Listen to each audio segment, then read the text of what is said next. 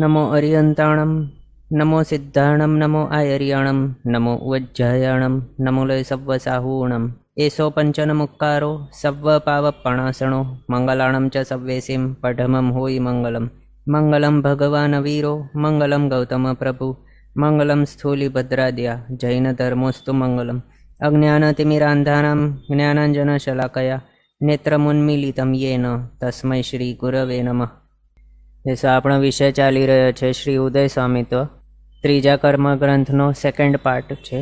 એની અંદર આપણે પરમ પૂજ્ય આચાર્ય ભગવાન શ્રી વીર શેખર સુરીશ્વરજી મહારાજા સાહેબે જે પ્રમાણે એની ગાથાઓ રચેલ છે એ પ્રમાણે ગાથા મુજબ આપણે ચાર ગતિની અંદર અમીરેલા એવા જીવો કઈ કઈ માર્ગણાની અંદર રહે છે તે કયા કયા ગુણસ્થાનકે કેટલા કર્મના ઉદયવાળા હોઈ શકે છે તેના વિશે વિચારણા કરી અને આપણો ઉદય સ્વામી તો લાસ્ટ ક્લાસ સુધી કમ્પ્લીટ થયો છે। હવે આ ક્લાસમાં આપણે શોર્ટમાં ટેબલ ફોર્મ કરેલું છે એના દ્વારા જોશું કે કઈ રીતે આપણને ઇઝી પડે બાય હાર્ટ કરવા અથવા તો યાદ રાખવા આ બધી માર્ગણાઓ।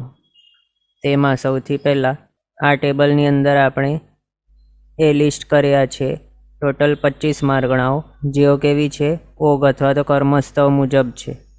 આપણા કર્મસ્તવના ઉદયના ટેબલ્સ પ્રમાણે ફિગર્સ આવેલા છે। માત્ર કેટલીક એવી છે માર્ગણાઓ એની અંદર માત્ર કેટલાક એવા મતાંતર છે। એના સિવાય આપણે જો સિમ્પલી જોઈએ તો ઓગ મુજબ જ છે એની અંદર ઉદય સ્વામિત્વ તો એવી ટોટલ 25 માર્ગણાઓ છે એ આપણે જોઈએ। આ સ્ટાર્ટ કરતાં પહેલાં આપણે આપણો ઓગનો ઉદય ટેબલ એટલે કર્મસ્તવના મુજબનો આ ઉદય ટેબલ છે એ જોઈ લઈએ। એના બાદ આપણને ઇઝી પડશે બધું જોવા માટે। તો સૌથી પહેલાં અહીંયા ઉદય યોગ્ય કર્મ પ્રકૃતિઓ કેટલી છે બીજા કર્મગ્રંથ મુજબ તો ટોટલ 122 કર્મ પ્રકૃતિઓ છે।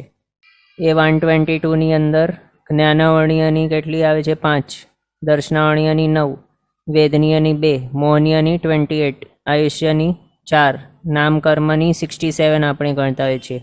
103 કે 93 એમ નહીં પણ 67 ગણતા હોઈએ છીએ।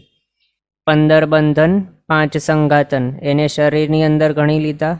વર્ણાદિ 20 છે એને વર્ણાદિ 4 એ રીતે ઇન્ડિવિજ્યુઅલ વર્ણગંધ્ર સ્પર્શ આ રીતે માત્ર 4 ગણ્યા।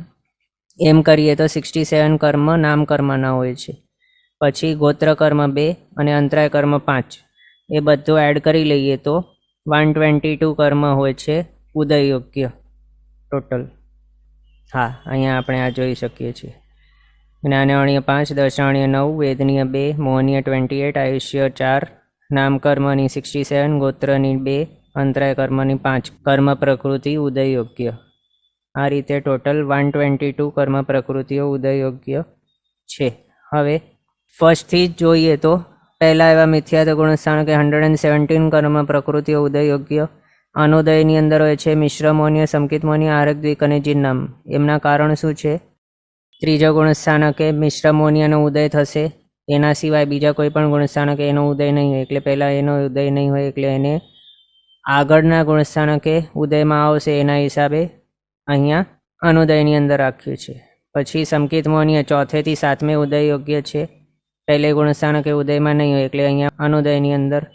આહારકદ્વિક છઠ્ઠા ગુણસ્થાનકે ઉદયમાં આવશે, પોસિબલ ત્યાં છે પણ અહીંયા નહીં હોય એટલે અનુદયની અંદર રાખ્યું। જિન્નામ કર્મ 13મા ગુણસ્થાનકે ઉદયમાં આવશે, પહેલે નહીં હોય એટલે અહીંયા અનુદયમાં રાખ્યું। આ રીતે ટોટલ 5 કર્મ પ્રકૃતિઓ અનુદયની અંદર છે। પછી બીજા ગુણસ્થાનકે 111 કર્મ ઉદય યોગ્ય કયા કયા માઇનસ કરીને તો સૂક્ષ્મ ત્રિક એટલે સૂક્ષ્મ અપર્યાપ્ત સાધારણ એ 3 માઇનસ કર્યા, આતપ અને મિથ્યાત્વ એ માઇનસ કર્યા। નરકાનુપૂરીને અનુદયની અંદર રાખ્યું।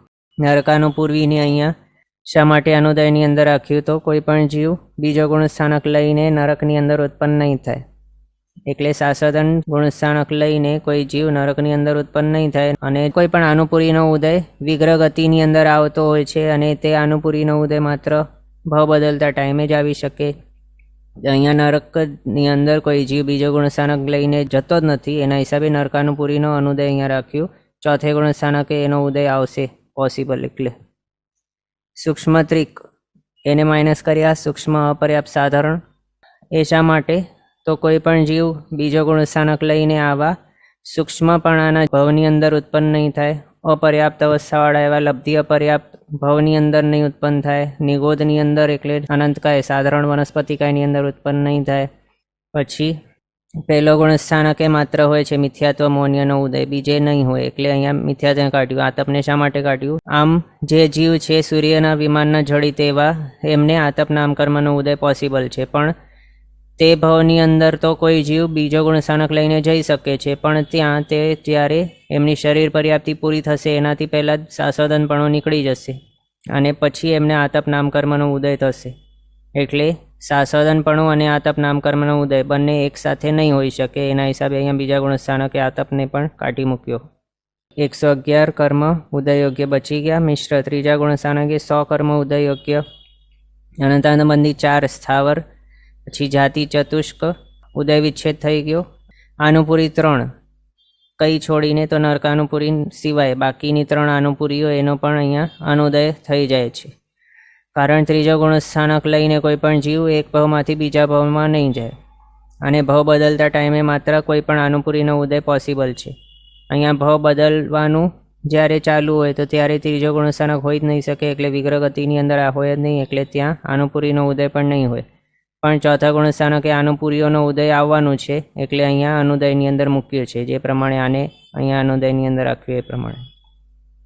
પછી ત્રીજો ગુણસ્થાનક છે એટલે અહીંયા આગળ જે અનુદયમાં રાખ્યું હતું મિશ્રમોન્ય એને અહીંયા ઉદયમાં લાવીએ છીએ, એટલે ઉદયમાં આવશે કમ્પલસરી મિશ્રમોન્ય ત્રીજા ગુણસ્થાનકે. અનંતાનંદબંધી 4 છે એનો ઉદય વિચ્છેદ થઈ જશે બીજાના અંતે જ. પછી સ્થાવર નામકર્મ એનો ઉદય વિચ્છેદ કે કેન્દ્રીય જે પણ જીવો છે તેમને માત્ર પહેલો અને બીજો ગુણસ્થાનક જ પોસિબલ છે. ત્રીજો ગુણસ્થાનક અને એનાથી ઉપરના ગુણસ્થાનકો માત્ર સંઘની પર્યાપ્તતા એવા જીવોને જોઈ શકે છે. પણ આ સ્થાવર નામકર્મ એ કોને હોય છે? તો એ કેન્દ્રીયને હોય છે, કે જે કેવા છે અસંગની હોય છે. એટલે એમને એ ભવની અંદર હોતે છતે આ ત્રીજો ગુણસ્થાનક નહીં આવશે અને પ્રીવિયસ ભવમાંથી આ ભવની અંદર પણ નહીં લઈ આવી જઈ શકાય, એટલે એ પણ નથી. એટલે સ્થાવર નામકર્મનો ઉદય અહીંયા નહીં હશે. પછી જાતિ ચતુષ્ક એમાં એકેન્દ્ર બેન્દ્ર તેન્દ્ર ચૌરેન્દ્ર જાતિ નામકર્મ એ ચારેનો ઉદય વિચ્છેદ. એ હવે શા માટે? તો જે હમણાં આપણે આ સ્થાવરને વિશે જોઈએ જ સેમ અહીંયા રીઝન જાણવું. કોઈ પણ જીવ ત્રીજો અને એનાથી ઉપરના ગુણસ્થાનકે હોય એનું મિનિંગ શું? કે તે સંઘની છે અને લબ્ધિ પર્યાપ્તો છે, પર્યાપ્ત નામકર્મના ઉદયવાળો. એ જ જીવ અહીંયા ત્રીજા અને એનાથી ઉપરના ગુણસ્થાનકે હોઈ શકે છે. અને આ જે છે જાતિ ચતુષ્ક એટલે એકેન્દ્રથી ચૌરેન્દ્ર જાતિ નામકર્મના ઉદયવાળા છે તેઓ અસંગની હોય છે. એ જીવો વિકલેન્દ્રિયો છે અને એકેન્દ્રિય છે, એમને ક્યારે પણ પહેલો બીજો ગુણસ્થાનક જ હોઈ શકે, એનાથી ઉપરવાળા નહીં હોઈ શકે. એટલે એનો ઉદય અહીંયા કાઢી મૂક્યો. ટોટલ 9 કર્મ માઇનસ કર્યા. પછી આ અનુપુરી 3 એનો આપણે જોઈ લીધું વિગ્રહ ગતિની અંદર માત્ર ઉદયમાં આવે અને આ ત્રીજો ગુણસ્થાનક વિગ્રહ ગતિની અંદર નહીં હોય, ભવ બદલતા ટાઈમે નહીં હોય. આ એ જોઈ લીધું. આ રીતે ટોટલ 100 કર્મ ઉદયયોગ્ય. પછી ચોથા ગુણસ્થાનકે 104 કર્મ ઉદયયોગ્ય. મિશ્રમોન્ય અહીંયા જે ત્રીજા ગુણસ્થાનકે ઉદયમાં હતો ત્રીજાના અંતે એનો ઉદય વિચ્છેદ થઈ જાય. ચોથા ગુણસ્થાનકે સમકિત મોનિયાનો ઉદય પોસિબલ થઈ જાય છે જો ક્ષમ સમકિતી હોય તો એનો ઉદય હોય.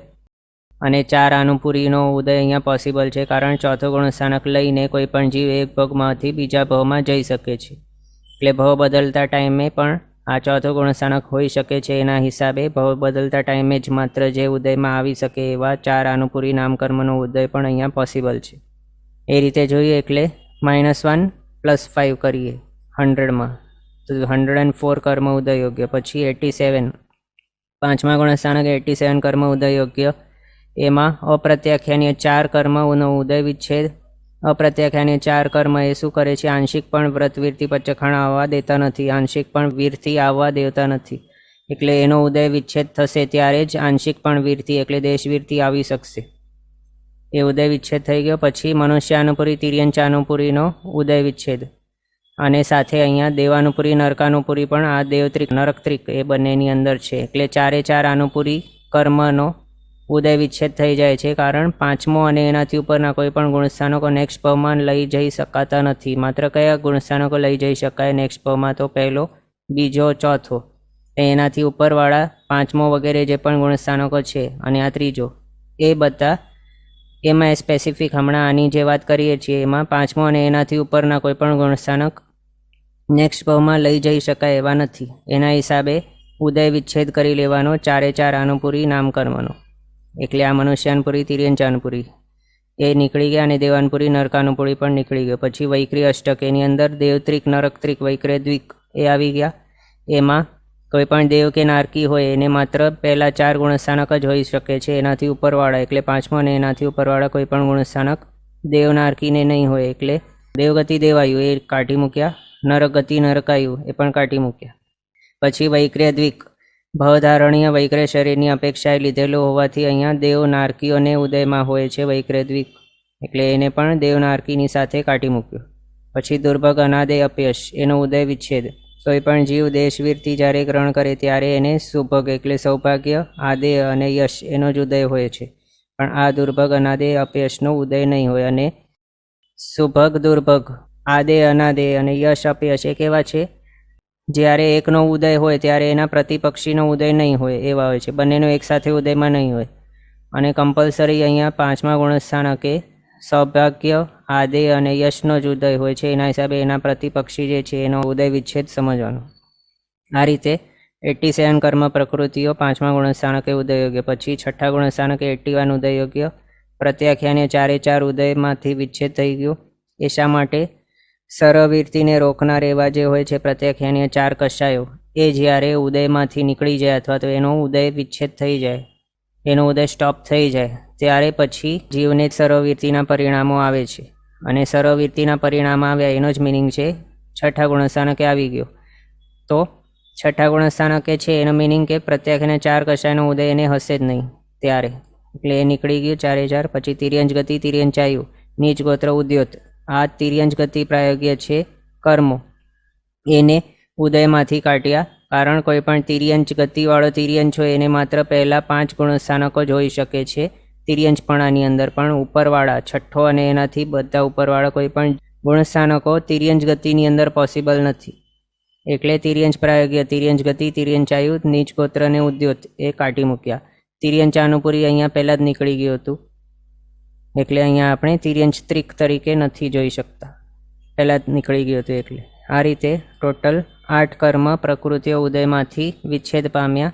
અને આહારક દ્વિકનો ઉદય અહીંયા સંભવિત છે, એટલે આહારક દ્વિકને અહીંયા એડ કર્યું. -8 + 2 કર્યો, થઈ ગયા 81. પછી 7મો ગુણસ્થાનકે 76 કર્મ. ત્યાં અપ્રમત્ત સંયતિપણું છે. અપ્રમત્તપણું છે એટલે ત્યાં થીણદ્ધિ ત્રિક એટલે થીણદ્ધિ, નિદ્રા નિદ્રા અને પ્રચલા પ્રચલા એ ત્રણેયનો ઉદય વિચ્છેદ થઈ જાય છે. અને આહારક દ્વિકનો પણ અહીંયા ઉદય નથી હોતો. એ હવે અહીંયા એમ જો ગણવામાં આવે કે છઠ્ઠા ગુણસ્થાનકે જ કોઈ આહારક લબ્ધિધર એવા જે સાધુ ભગવાન છે તેઓ પોતાની આહારક લબ્ધિનો ઉપયોગ કરીને આહારક શરીર ફોર્મ કરતા હોય છે. અને શરીર કોઈ પણ નવો ફોર્મ કરવો અથવા તો લબ્ધિ ફોરવવું એને કહેવાય છે પ્રમાદ. તો એ જ્યારે પણ નવો આવો શરીર ફોર્મ કરે અથવા તો લબ્ધિ ફોરવે તો ત્યારે તેઓ છઠ્ઠા ગુણસ્થાનકે રહેલા જાણા. પણ તે શરીર ફોર્મ કરી લીધા બાદ તેમના જો આત્મપરિણામો ચડે તો પછી તેઓને ત્યારે 7મું ગુણસ્થાનક આવી શકવાની સંભાવના છે. ત્યારે તેમને આહારક દ્વિકનો ઉદય ત્યાં સંભવિત છે. પણ એવું નોર્મલી અહીંયા શું ગ્રહણ કરીને આ આહારક દ્વિકનો ઉદય વિચ્છેદ કર્યો છે? તો એ ગ્રહણ કર્યું છે કે અહીંયા આહારક શરીરનું ફોર્મેશન અહીંયા 7મા ગુણસ્થાનકે નથી કરાતું. અને ક્વચિત એવું થાય છે, ક્યારેક ક્યારેક એવું પણ થઈ શકે છે, અથવા તો એ ફોર્મ કર્યા બાદ અહીંયા આવી પણ શકે. એના હિસાબે આપણે અલગથી એ જોયું કે આહારક દ્વિકનો ઉદય અહીંયા પોસિબલ છે. પણ અહીંયા આપણને આ રીતે યાદ રાખવાનું કે આહારક દ્વિકને ઉદય વિચ્છેદ કરેલું છે, એમ બંને ભેગું યાદ રાખવાનું. કઈ અપેક્ષા અહીંયા હોઈ શકે, કઈ અપેક્ષા નહીં હોય તે. આ રીતે ટોટલ 76 કર્મ ઉદયયોગ્ય 7મા ગુણસ્થાનકે. પછી 8મે 72 કર્મ ઉદયયોગ્ય. સમકિત મોહનીયનો ઉદય વિચ્છેદ. સમકિત મોહનીયનો ઉદય માત્ર 4થા થી 7મા ગુણસ્થાનકે હોઈ શકે. અને 8મા ગુણસ્થાનકેથી શ્રેણીઓ ચાલુ થાય છે. શ્રેણી ઉપશમ શ્રેણીઓ એક શપક શ્રેણી હોય. એની અંદર ઉપશમ શ્રેણીમાં જે ક્ષાયિક સમકિતિ હોય તેઓ અને ઉપશમ સમકિતિ તેઓ ઉપશમ શ્રેણી માંડી શકે છે. અને શપક શ્રેણી માત્ર ક્ષાયિક સમકિતિ જીવો માંડી શકે. ઉપશમ સમકિતિ હોય તેમને સમકિત મોહનીયનો ઉદય નહીં હોય. અને ક્ષાયિક સમકીતિ હોય એમનો તો સમકિત મોનિયનો તો સર્વથા ક્ષય જ થઈ ગયો હોય છે. એટલે ક્ષયક્ષમ સમકીતિ જે પણ જીવો છે તે ક્ષયક્ષમ સમકીતિ હોતે છતે 8મા ગુણસ્થાનકે નહીં હોઈ શકે. એમનો ક્ષયક્ષમ સમકિત કાં તો ક્ષાયિકમાં ટ્રાન્સફર થઈ ગયો અથવા તો ઉપશમ સમકિતમાં ટ્રાન્સફોર્મ થઈ ગયો, પછી એમની શ્રેણી સ્ટાર્ટ થાય છે. એટલે 8મા ગુણસ્થાનકે સમકિત મોનિયનો ઉદય વિચ્છેદ સમજવું. પછી અંતિમ 3 સંગણ એટલે અર્ધનારાજ, કિલિકા અને છેવટું સંગણ નામકર્મ, એમનો અહીંયા ઉદય વિચ્છેદ થાય છે. કોઈ પણ જીવ આ 3 સંગણવાળો હોતે છતે શ્રેણી નહીં માંડી શકે. એના હિસાબે શ્રેણી માંડનાર કોણ હોઈ શકે? તો ક્ષપક શ્રેણી માંડે એ માત્ર પહેલા સંગણવાળો જ હોઈ શકે, અને ઉપશમ શ્રેણી જે માંડે છે તે પહેલા 3 સંગણવાળો હોઈ શકે છે. પણ અંતિમ 3 સંગણવાળા જીવો શ્રેણી નથી માંડી શકતા. એના હિસાબે અંતિમ 3 સંગણ કાઢી મૂક્યા અને આ સમકિત મોનિય પણ કાઢ્યું. ટોટલ 4 કાઢ્યા 76માંથી, એટલે 72 કર્મ ઉદય યોગ્ય બચી જાય છે.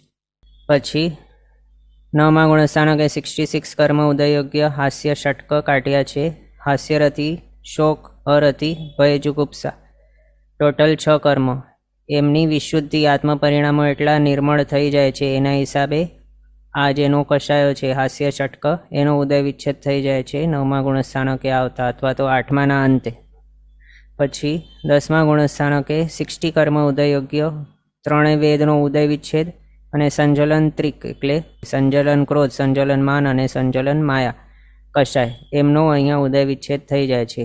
એક સાથે ઉદય વિચ્છેદ નથી થતો, એ આપણે આગળ જોયેલું છે બીજા કર્મગ્રંથની અંદર અનુક્રમે થતો હોય છે, એ થઈ ગયું. અને બાદર લોભનો અહીંયા ઉદય વિચ્છેદ થાય છે. માત્ર સૂક્ષ્મ સંજલન લોભ અહીંયા હોય છે, સૂક્ષ્મ કીટીરૂપ 10મા ગુણસ્થાનકે ઉદયમાં, એટલે એને સૂક્ષ્મ સંપ્રાય ગુણસ્થાનક એવું 10મા ગુણસ્થાનકનું નામ છે. આ રીતે કેટલા વેદ 3 અને 3 સંજલન કશાયો ક્રોધમાન માયા, ટોટલ 6 કર્મ પ્રકૃતિઓ ઉદયમાંથી વિચ્છેદ પામ્યા છે. 66 - 6 કરીએ 60 કર્મ ઉદય યોગ્ય બચી જાય છે. પછી 11મો ગુણસ્થાનક ત્યાં 59 કર્મ ઉદય યોગ્ય સંજલન લોભ જે માત્ર સૂક્ષ્મ કીટીરૂપ ઉદયમાં હતો તેનો પણ અહીંયા ઉદય વિચ્છેદ થઈ જાય છે. સર્વથા ઉપશાંત કરી દેવામાં આવે છે બધા જ મોહનીય કર્મની પ્રકૃતિઓને, એટલે ત્યાં ઉપશાંત મોહ એવો 11મો ગુણસ્થાનક એનું નામ આપેલું છે. ત્યાં 59 કર્મ ઉદય યોગ્ય છે સંજલન લોભને માઇનસ કરીને. પછી ક્ષીણ મોહ 12મો ગુણસ્થાનક ત્યાં 12માના દ્વિચરમ સમય સુધી 57 કર્મ ઉદય યોગ્ય છે. બીજો અને ત્રીજો સંગણ એટલે ઋષભ નારાજ સંગણ અને નારાજ સંગણ નામકર્મ, એ બંનેનો ઉદય વિચ્છેદ અહીંયા હોય છે. એ શા માટે? તો આપણે આગળ હમણાં જોયું એના મુજબ કોઈ પણ જીવ પહેલો સંગણવાળો હોય તે જ શપક શ્રેણી માંડી શકે છે, અને 12મો ગુણસ્થાનક શપક શ્રેણીમાં જ આવે છે. અને આ 11મા ગુણસ્થાનક સુધી એટલે 8મો, 9મો, 10મો, 11મો એ 4 જે ગુણસ્થાનકો છે ત્યાં બીજો ત્રીજો સંગણવાળા પણ હોઈ શકે છે. પહેલા સંગણવાળા તો પોસિબલ છે જ, પણ બીજો ત્રીજો સંગણવાળા પણ 8માંથી 11મા ગુણસ્થાનક સુધી હોઈ શકે છે. એમાં પણ જે શપક શ્રેણી માંડતા હોય તેમને નિયમમાં પહેલા સંગણવાળા જ જાણવા, અને જે ઉપશમ શ્રેણી માંડતા હોય તેમના 3 સંગણ પોસિબલ છે 8માંથી 11મા ગુણસ્થાનકે. પછી 12મો ગુણસ્થાનક ત્યાં 57 કર્મ, એની અંદર બીજો ત્રીજો સંગણ નામકર્મનો ઉદય વિચ્છેદ જાણ્યો. એ 12માના દ્વિચરીમ સમય સુધી 57 કર્મ ઉદય યોગ્ય હોય છે. પછી એના બાદ 12માના અંતિમ સમયે માત્ર 55 કર્મ ઉદયમાં હોય છે પોસિબલ. એટલે 12માના દ્વિચરીમ સમયે નિદ્રા દ્વિકનો ઉદય વિચ્છેદ થઈ જાય છે, એટલે નિદ્રા અને પ્રચલા એ બેનો, એના હિસાબે 55 કર્મ ઉદય યોગ્ય અહીંયા છે. પછી 12માના અંતે જ્ઞાનવણીય 5, દર્શનાવણીય 4. જ્ઞાનવણીય તો બધા સમજી ગયા આપણે, મતિ જ્ઞાનવણીય, શ્રુત જ્ઞાનવણીય, અવધિ, મન પરયો, કેવલ જ્ઞાનવણીય, 5 જ્ઞાનવણીય કર્મો બધા. પછી દર્શનાવણીયમાં ચક્ષુ, અચક્ષુ, અવધિ, કેવલ દર્શનાવણીય એ 4 દર્શનાવણીય કર્મો. પછી અંતરાય કર્મ 5 એ 5, દાનાંતરાય, લાભાંતરાય, ભોગાંતરાય, ઉપભોગાંતરાય અને વીર્યાંતરાય એ 5 અંતરાય કર્મો. એ 14 કર્મનો ઉદય વિચ્છેદ થાય છે, અને જીન નામ કર્મનો ઉદય પોસિબલ થાય છે. કારણ કોઈ પણ જીવ તીર્થંકરપણાના ભાવની અંદર જ્યારે હોય ત્યારે તેમને જ્યારે કેવલ જ્ઞાન પ્રગટે ત્યારે જ એમનો એ જ સમયે જીન નામકર્મ એટલે તીર્થંકર નામકર્મનો ઉદય થઈ જાય છે. એટલે અહીંયા 13મા ગુણસ્થાનકે જીન નામકર્મનો ઉદય પોસિબલ હોવાથી બધા જ જે છે કેવલી એ બધાને જીન નામનો ઉદય નહીં હોય, એ આપણે જાણ્યું છે. એટલે જે પણ તીર્થંકર ભગવંત હોય એમને ઉદયમાં હોય, અને બાકીના જે સામાન્ય કેવલી ભગવંતો હોય એમને જીન નામનો ઉદય નહીં હોય. પણ બાકી જે જ્ઞાનાવર્ણ્ય 5, દશાવર્ણ્ય 4 અને આ અંતરાય 5 એ જે છે કર્મ 14, એ તો બધા જ જીવોને જે પણ 13મા ગુણસ્થાનકે આવેલા એ બધાને તો ઉદયમાં નહીં જ હોય, કમ્પલસરી એનો ઉદય વિચ્છેદ થઈ જ ગયો હોય, તો જ પછી એમનું છદ્મસ્થપણું ગયેલું કહેવાય, અને તો જ એમને કેવલી ભગવંત કહેવાય. એટલે આ 14 કર્મ પ્રકૃતિઓનો ઉદય વિચ્છેદ અને +1 કર્યું જીનનામ, એટલે 42 કર્મ ઉદય યોગ્ય છે. પછી 14મા ગુણસ્થાનકે જ્યારે આવે અથવા તો 13માના અંતે શાતા કે અશાતા વેદનીય બંનેમાંથી એકનો ઉદય વિચ્છેદ થાય. ઔદારિક દ્વિકનો ઉદય વિચ્છેદ, તૈજસ શરીર નામકર્મ, કાર્મણ શરીર નામકર્મ ઉદય વિચ્છેદ, ફર્સ્ટ સંગણ જે અહીંયા સુધી હતું ઉદયમાં તેનો ઉદય વિચ્છેદ, સંસ્થાન 6 નામકર્મો એનો ઉદય વિચ્છેદ, વર્ણાદિ 4, વિઆય ગતિ 2, અગુરુ લઘુ ચતુષ્ક એટલે અગુરુ લઘુ ઉપઘાત પરાઘાત ઉચ્છ્વાસ, પછી નિર્માણ, પ્રત્યેક સ્થિર શુભ, સુસ્વર દુસ્વર, અસ્થિર અશુભ, આ બધા ટોટલ 30 કર્મ પ્રકૃતિઓ એનો ઉદય વિચ્છેદ થઈ જાય છે.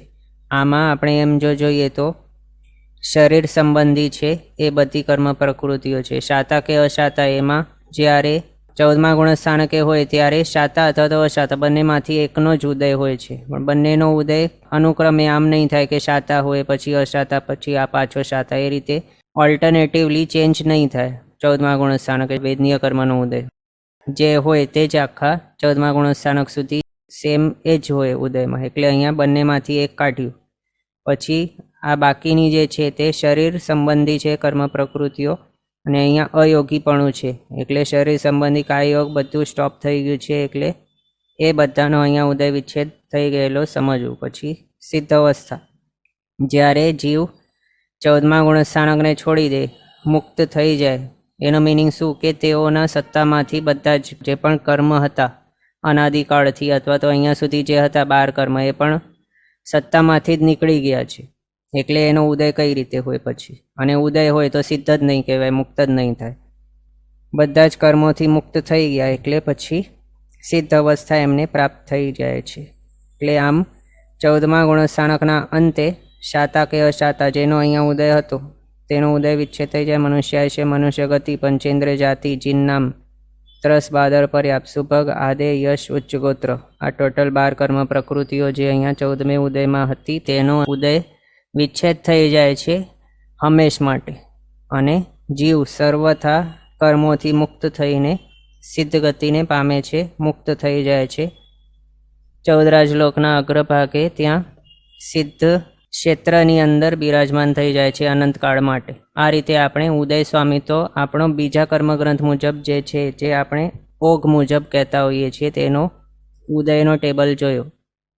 હવે આના ઉપરથી બેઝ જે છે આપણો ઉદય સ્વામિત્વની 25 માર્ગણા જે આપણે અહીંયા બતાવી છે તે. આની અંદર જે પણ ફિગર્સ છે આપણે અહીંયા જોઈ શકીએ છીએ, 117, 111, 100, પછી 104, 87, 81, 76 વગેરે. એ હમણાં જે આપણે કર્મસ્થવનો ટેબલ જોયો એના મુજબના છે, એટલે જ અહીંયા લખ્યું છે ઓગ અથવા તો કર્મસ્થવ પ્રમાણે. એમાં અમુક જ્યાં ચેન્જીસ હશે ત્યાં મતાંતર વગેરે આપણે જોતા જશું આની અંદર. હવે સ્ટાર્ટ કરીએ ફર્સ્ટથી. તો પહેલાં તો આના કોલમ્સ આપણે ઓળખી લઈએ, કયા કોલમની અંદર શું દર્શાવેલું છે તે. તો સૌથી પહેલો આ છે સિરિયલ નંબરની કોલમ, ક્રમ.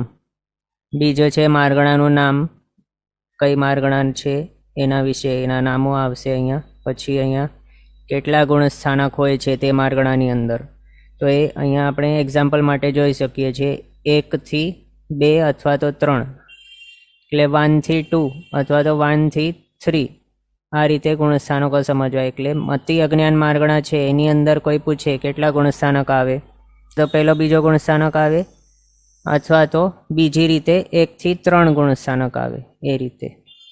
આ જ પ્રમાણે મતિ જ્ઞાન માર્ગણા છે એની અંદર 4થો થી 12મો ગુણસ્થાનક તે બધા આવે છે. આમ મનપર્ય જ્ઞાન માર્ગણામાં 6થો થી 12મો ગુણસ્થાનક. એટલે આ રીતે આપણે અહીંયા સમજી શકીએ છીએ. એ રીતે આ કોલમ છે કેટલા ગુણસ્થાનકો છે તે માર્ગણાની અંદર તે દર્શાવે છે. પછી ઓઘે એ માર્ગણાની અંદર કેટલા કર્મ ઉદય યોગ્ય છે તે આ કોલમ દર્શાવે છે. પછી 1 નંબર એટલે પહેલો ગુણસ્થાનક, નંબર 2 છે એ બીજો ગુણસ્થાનક, ત્રીજો, ચોથો, પાંચમો, છઠ્ઠો વગેરેથી કરીને 14મો ગુણસ્થાનક સુધી એ અહીંયા આપણે આની કોલમ્સ જાણી શકીએ. હવે ફર્સ્ટથી આપણે સ્ટાર્ટ કરીએ તો આ છે ટેબલ 25 માર્ગણાનો. એની અંદર પહેલું મુખ્ય માર્ગણા છે જ્ઞાન માર્ગણા. એ જ્ઞાન માર્ગણાની અંદર આવતા ટોટલ કેટલા છે સબ ટાઈપ્સ? જ્ઞાન માર્ગણાની અંદર 8 આવે છે માર્ગણાઓ. કઈ કઈ આવે તો મતિ અજ્ઞાન, શ્રુત અજ્ઞાન, વિભંગ જ્ઞાન, એ 3 અજ્ઞાન આવે અને 5 જ્ઞાન આવે. મતિ જ્ઞાન, શ્રુત જ્ઞાન, અવધિ જ્ઞાન, મનોપર્ય જ્ઞાન, કેવલ જ્ઞાન. એમાંથી વિભંગ જ્ઞાનને છોડીને બાકીના 7 અહીંયા આપણે જોઈ શકીએ છીએ.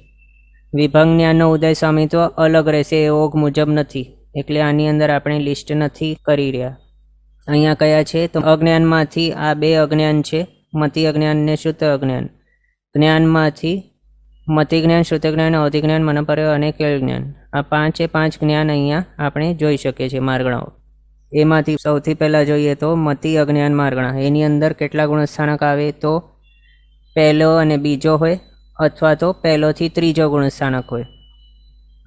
આ રીતે આપણે આગળ જાણીએ છીએ. ત્રીજો ગુણસ્થાનક કઈ અપેક્ષાએ હોય કે ન હોય? જો હોય ત્રીજો ગુણસ્થાનક ગણેલો તો એ અપેક્ષાએ કે ત્રીજા ગુણસ્થાનક વર્તી જે જીવ છે તે જો મિથ્યાત્વ અભિમુખ હોય તો ત્યાં એના અજ્ઞાનના અંશો વધારે હોય. ત્રીજા ગુણસ્થાનક એના હિસાબે એ મતિ અજ્ઞાનની અંદર ત્રીજા ગુણસ્થાનકને ગણેલું. અને જો માત્ર પહેલો બીજો ગુણસ્થાનક ગણેલું હોય તો તે એ અપેક્ષાએ કે જે ત્રીજા ગુણસ્થાનક વર્તી જીવ છે એ ચોથા ગુણસ્થાનકનો અભિમુખ છે, એટલે એની અંદર જ્ઞાનના અંશો વધારે છે, ત્યારે અજ્ઞાનની અંદર એને નથી ગણેલું. મતિ અજ્ઞાન હોય કે શ્રુત અજ્ઞાન હોય કે વિભંગ જ્ઞાન હોય એની અંદર. આ રીતે પહેલો બીજો અથવા તો પહેલોથી ત્રીજો, આ રીતે એ અપેક્ષાથી ગુણસ્થાનકો ગણેલા છે મતિ અજ્ઞાન અને શ્રુત અજ્ઞાન એ બંને માર્ગણાની અંદર. પછી ઓઘે કેટલા કર્મ ઉદય યોગ્ય? તો અહીંયા સ્ટાર્ટિંગ ગયો છે ગુણસ્થાનક તો ફર્સ્ટ ગુણસ્થાનક એ ઓઘે કેટલા હતા? કર્મસ્થ મુજબ 117 કર્મ ઉદય યોગ્ય હતા. એમાંથી અહીંયા જોવાનું કે જો ત્રીજો ગુણસ્થાનક આવતું હોય એટલે પહેલાંથી ત્રીજો ગુણસ્થાનક જો ગણેલું હોય એ અપેક્ષા જો લીધેલ હોય તો પછી ત્રીજા ગુણસ્થાનકે મિશ્રમોનીય કર્મ એનો ઉદય આવવાનો છે. એટલે 117 પ્લસ મિશ્રમોનીય એ કરીએ એનો ઓકે 118 કર્મ ઉદય યોગ્ય લખવાના. જો પહેલાથી ત્રીજો ગુણસ્થાનક અહીંયા લખતા હોઈએ કે એ અપેક્ષા લેતા હોઈએ તો. પણ જો માત્ર પહેલો બીજો ગુણસ્થાનકની અપેક્ષા એ અપેક્ષાથી લેતા હોય માત્ર પહેલો અને બીજો ગુણસ્થાનક તો 117 કર્મ ઉદય યોગ્ય ગણવા. એમ આગળ જોઈએ તો પહેલા ગુણસ્થાનક એ 117 મતિ અજ્ઞાન ને શ્રુત અજ્ઞાનની અંદર સેમ છે. બીજા ગુણસ્થાનક એ 111 ઓગ મુજબ, ઓગ એટલે કર્મસ્થ મુજબ. પછી ત્રીજા ગુણસ્થાનક એ 100 કર્મ પ્રકૃતિ કર્મસ્થ મુજબ. આ રીતે 2 માર્ગણા આપણી થઈ ગઈ. પછી મતિ જ્ઞાન માર્ગણા એની અંદર ચોથોથી 12મો ગુણસ્થાનક આવે જ્યાં ઓકે 106 કર્મ ઉદય યોગ્ય છે. એ 106 કઈ રીતે તો ચોથો સ્ટાર્ટિંગ છે એનો ગુણસ્થાનક અને એની અંદર આહારક દ્વિકનો ઉદય શું આવશે એના માટે વિચારવાનું કે છઠ્ઠો ગુણસ્થાનક શું છે એની અંદર તો હા છે ચોથોથી 12મો ગુણસ્થાનક છે એટલે છઠ્ઠો આવશે વચમાં. પછી 13મો છે શું અહીંયા આની અંદર 13મા ગુણસ્થાનકનું શા માટે વિચારણા કરી તો ત્યાં જીન નામનો ઉદય પોસિબલ થાય છે, પણ અહીંયા 13મો ગુણસ્થાનક તો આવવાનું જ નથી. એટલે સ્ટાર્ટિંગ ગુણસ્થાનક એનું જે છે ચોથો એની અંદર છઠ્ઠા ગુણસ્થાનકે જે ઉદયમાં આવશે આહારક દ્વિક એ 2 ને એડ કરી લઈએ તો 104 + 2 106 થઈ જાય. એ અહીંયા લખી લેવાનું ઓગે 106 ઓગે થઈ ગયું. પછી ચોથો ગુણસ્થાનકથી સ્ટાર્ટ થાય છે એનો મતિ જ્ઞાનના ગુણસ્થાનકો ચોથોથી 12મો, ત્યાં બધા ઓગ મુજબ જ છે. ચોથે 104, પછી 87, 81, 76, 72 હમણાં જે આપણે જોયું કર્મસ્થવનો ટેબલ એના મુજબ જ છે બધું, એની અંદર કોઈ પણ ફરક કે ફેરફાર નથી. પછી એ જ રીતે સેમ શ્રુત જ્ઞાનનું પણ છે. એમાંય ચોથોથી 12મો ગુણસ્થાનક આવે 106 કર્મ ઉદય યોગ્ય ઓઘે. ચોથેથી કરીને 12મે ગુણસ્થાનકે કર્મસ્થ મુજબ જ છે, એની અંદર કોઈ પણ ફેરફાર નથી. પછી 5મો અવધિ જ્ઞાન માર્ગણા એની અંદર 4થો થી 12મો ગુણસ્થાનક આવે છે. એમાં 2 મત છે. સિદ્ધાંતના મત મુજબ એની અંદર 106 કર્મ ઉદય યોગ્ય કર્મસ્થવ મુજબ, એટલે કર્મસ્થવ મુજબની સેમ અહીંયા સિદ્ધાંતનો મત છે. એની અંદર ચોથા ગુણસ્થાનકે 104થી કરીને 12મા ગુણસ્થાનકે 57 અને 55 આ રીતે કર્મસ્થવ મુજબ જ છે ઉદય સ્વામી તો સિદ્ધાંતના મુજબ. પણ કર્મસ્થવના મત પ્રમાણે આની અંદર એક ફરક છે. કર્મસ્થવના મત મુજબ ચોથા ગુણસ્થાનકે અવધિ જ્ઞાન માર્ગણાની અંદર તિર્યંચાનુપુરીનો ઉદય પોસિબલ નહીં હોય.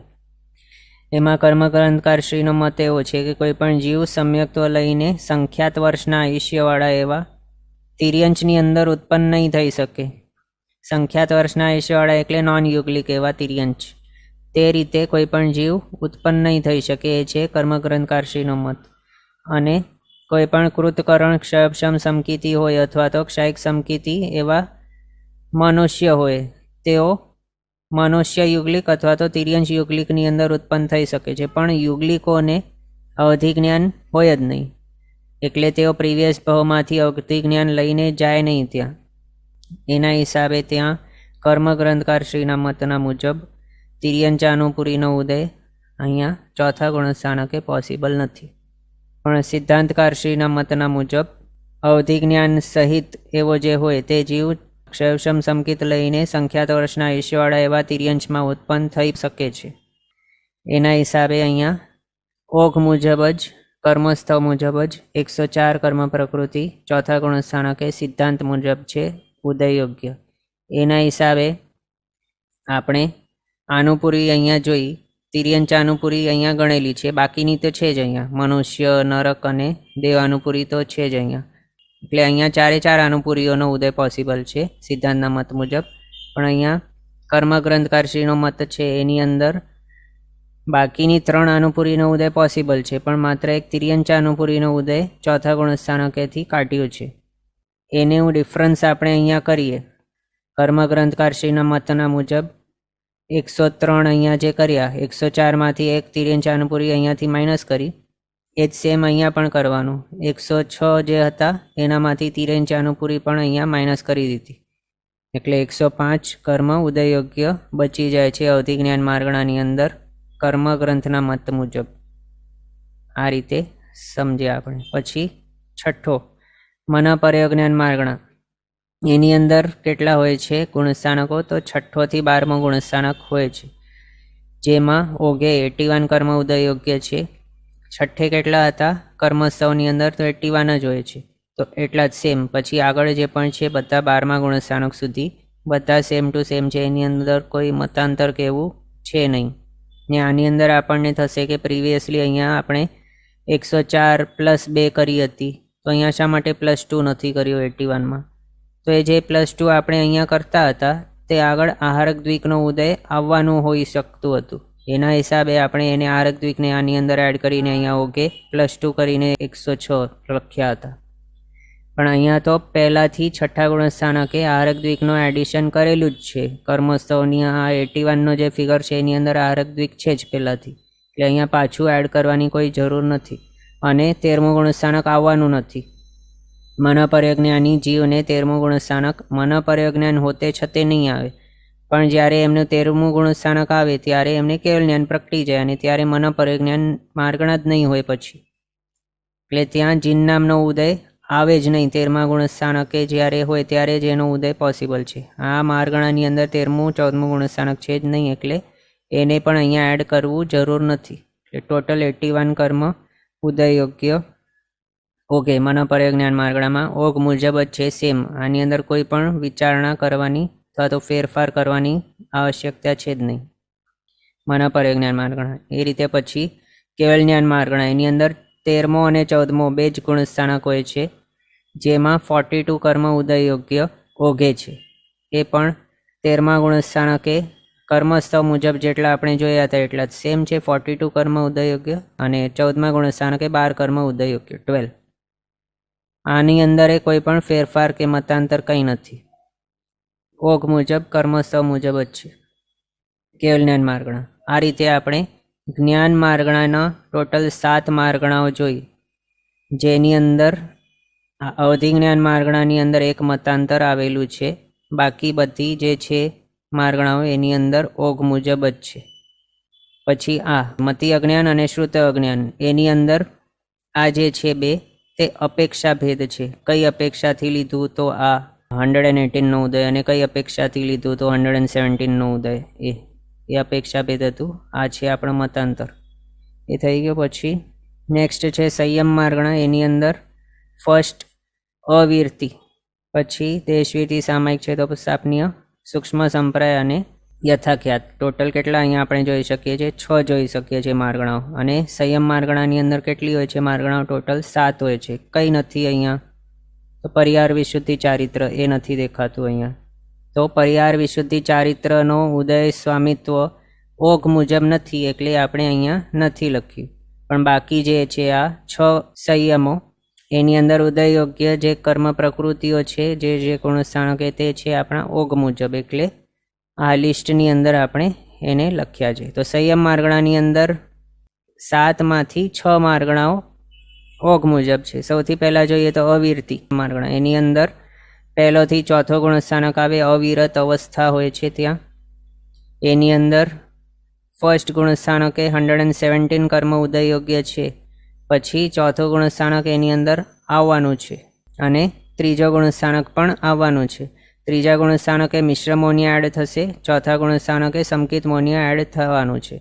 એટલે 117 જે છે પહેલાં સ્ટાર્ટિંગના ફર્સ્ટ ગુણસ્થાનકે, એની અંદર મિશ્ર મોનિયા એડ કરવાનું અને સંકિત મોનિયા એડ કરવાનું.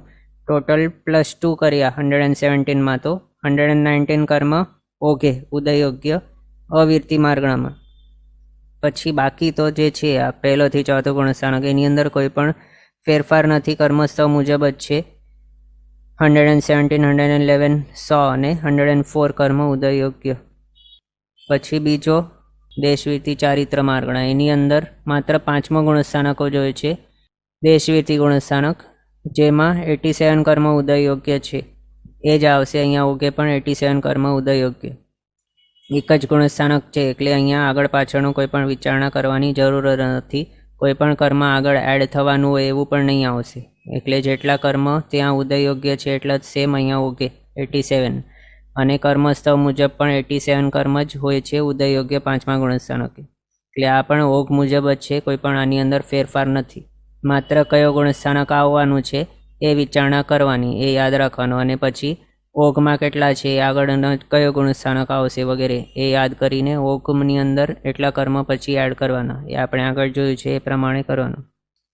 પણ દેશવીતિ ગુણસ્થાનકે તો એક જ ગુણસ્થાનક છે, એટલે અહીંયા ત્યાં કંઈ પણ એડિશન પણ કરવાની જરૂર નહીં પડશે. પછી 10મી માર્ગણા સામાયિક ચારિત્ર, 6થોથી 9મો ગુણસ્થાનક હોય છે, એની અંદર 4 ગુણસ્થાનકો, ત્યાં 81 કર્મ ઉદયોગ્ય ઓકે.